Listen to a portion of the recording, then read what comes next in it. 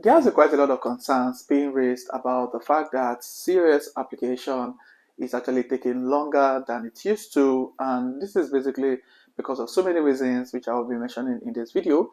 And also it's so important for you to know that loads of employers are losing their license, especially for those in the health and care space. Just this week alone, I've got calls from about 4 different individuals across the UK who recently got an email from their employer that their license has been revoked. And the thing is, to make an employer's license is revoked, the Home Office inform everyone under that particular sponsors license to let them know that, oh, you no longer have a sponsor here in the UK, and you're given, I think most of them are given about 3 months to either get a new license and get a new sponsor, or they leave the United Kingdom. So all you need to do if you're in that particular situation is what I'll be sharing with you guys in this video. And if you are coming across my channel for the first time, please do well to hit the subscribe button. And if you're my returning subscribers, you guys are amazing. Thank you for being here. I really do appreciate you guys. So without further ado, let's get into the video.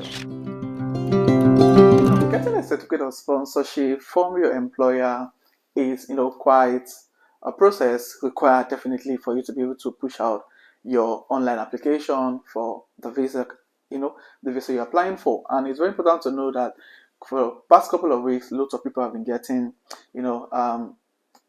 delays in relation to their employer giving them the COS. Now, for me, when I got my recent job as a senior analyst, and I needed, of course, I've been on the skilled worker visa since last year, and I needed to switch my employer.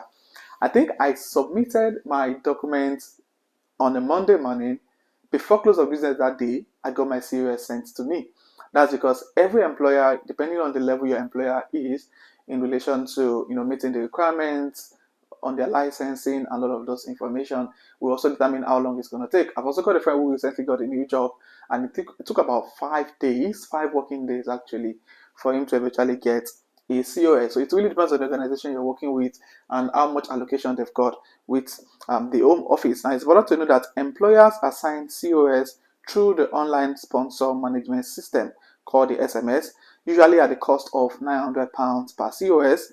Now, this cost will not be recouped from the individual. So, depending on whichever employer you got a job with, basically. So, what they do basically is they assign a particular COS to an individual that meets all the requirements, for visa application. So that it's not as if they have that COS with them on ground to start giving to people everywhere. So what they do basically is they assign it to you. Okay, this particular person has gotten a job with us, they meet all the requirements, then we're going to assign the COS to this individual. So the good thing is, if peradventure at the end of the whole process you eventually didn't use the COS to apply for your visa, they can unassign the COS from you, because it's, of course, it has a unique number assigned to you. So they can unassign it from you, then provide it or give it to someone else, basically. Now, a COS must be assigned before the sponsored worker can submit their immigration application, which I believe you know. Now, once the COS has been assigned, the immigration application must be submitted within 3 months.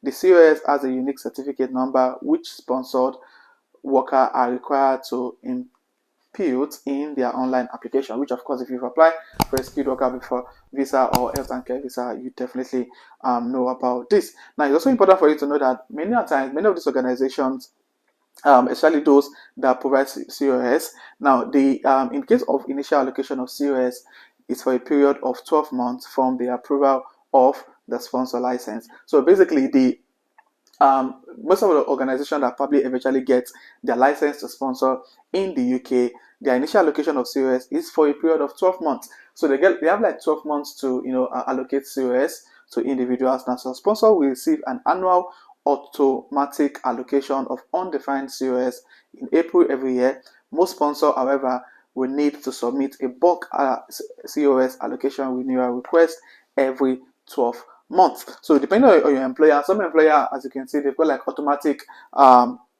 allocation. So they just go online, get that allocation sorted, and assign that allocated COS to the individual that got a job with them. However, some other employers have to do like a bulk allocation. They have to submit a bulk allocation request to the Home Office before they can provide license, which is one of the things most people do. I know someone who has been waiting for about 4 weeks now for a COS, and the reason why this is delayed is because the employer had to, do all of the recruitment process, get as many people they want to, sponsor, and then push out the allocation request together for everyone in that particular organization. So I had an individual I had a one-to-one session with a couple of weeks ago, and he has also been waiting for like almost 6 weeks when we spoke. It was even so sad that how come these people are not taking his, serious application serious, and his student visa was going to expire that same month. And I was like, Danny, I'm going to send him an email to let them know how, how unhappy I am, and how, he will have to spend, almost £8,000 on postgraduate visa for himself and his family. And I was like, see, you need to chill. If they're going to get this sorted, if they promise to get this sorted, they definitely will. So he had to wait. I think he waited till about 4 days before his visa expired, and he got an email from his employer that his COS is now ready. And they explained to him the reason why it took that long, and that was because they had to wait for everyone who they wanted to employ to get their reference sorted, so they could do like a bulk allocation request to the Home Office. So yeah, he eventually got the COS, and he pushed out his visa application. Of course, he also got he got a positive decision on a visa application, basically. So yeah, that's one of the reasons why most people get delayed in their COS allocation. And also, it's also important that in a situation where you have been waiting for so long for your COS to be allocated or assigned to you, please make sure you contact your employer. I know someone that waited and was like, oh, he was waiting for his COS to be allocated, assigned to him, and only for him to later discover that many of his other colleagues that got the job already got their COS, and probably there was like an omission or something about his own COS. So yeah, he had to contact them, and they rectified it, and I think he got it about 3 days later. So yeah, so you need to make sure that while waiting for your COS to be assigned to you, you also need to make sure that you're following up with your employer. Send an email just to ask questions and get to know what exactly the situation of things and what is the progress in relation to your COS being assigned to you. So this is really, really, really important. So yeah, if there's a delay, or if you currently have a delay in your sales application and you eventually got your COS, please share with us in the comment section what actually happened and why this really happened, basically. So yeah, recently it appears that the UKVI is allocating annual COS based largely on the number of COS a sponsor used in the previous year. This is often irrespective of how many COS the sponsor has requested or how many disclosed circumstances that may indicate a higher need in the coming year, such as planned expansion or several approaching extension application. Now, another reason is why your COS is being delayed is because now many employers who probably in the last year, got, let's say, about 20 COS allocated and assigned to different sponsored workers, and the following year they're also now asking for allocation of 60. Now this raises a red flag with the Home Office that, okay, how come you've got 20 allocation assigned last year and this year you're asking for 60? Could it be they actually, because of the whole situation of people defrauding and making use of the whole system to make money illegally? Also, there's been lots of sponsors who are getting their license revoked in the last couple of months, and of course, this is because of the whole situation of people,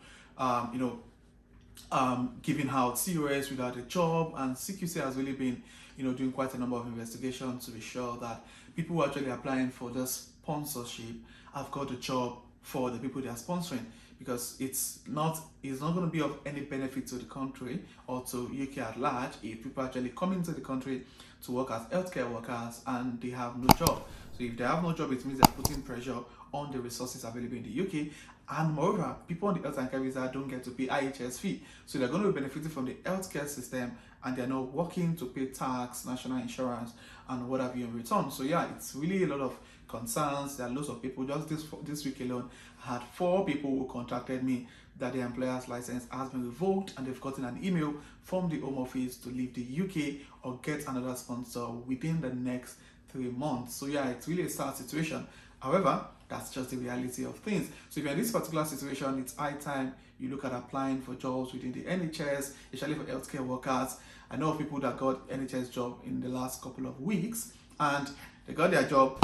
They went for the interview, got a job. Within 3 days, they got their COS allocated, assigned to them. They had their visa approved within 1 week. So yeah, I think it's high time you look at applying to the NHS look across, there are loads of different trusts within the NHS that you can harness this opportunity. So guys, don't miss out of this chance of getting your license, your visa revoked because your sponsor lost their license. Get into employment with employers that have trusted track record with the Home Office. Trust me, NHS will definitely always get COS assigned to you if you meet the requirements. Unlike some of these other care homes that you pay loads of money to get their COS, and eventually months down the line you get to know that their license has been revoked. So guys, don't get your situation whereby you're stuck in the UK and of course you don't want to live illegally in the United Kingdom. So guys, if you have any of this video, please put in the comment section. I'll make sure I respond to everyone in the comment section of this video. And if you're coming across my channel for the first time and find this video insightful, please click on the like button and also click on the red subscribe button to join the amazing growing family. And for my returning subscribers, thank you guys for being here. I really appreciate you guys. So this will be the end of this video, and I'll see you guys in my next video. Thank you.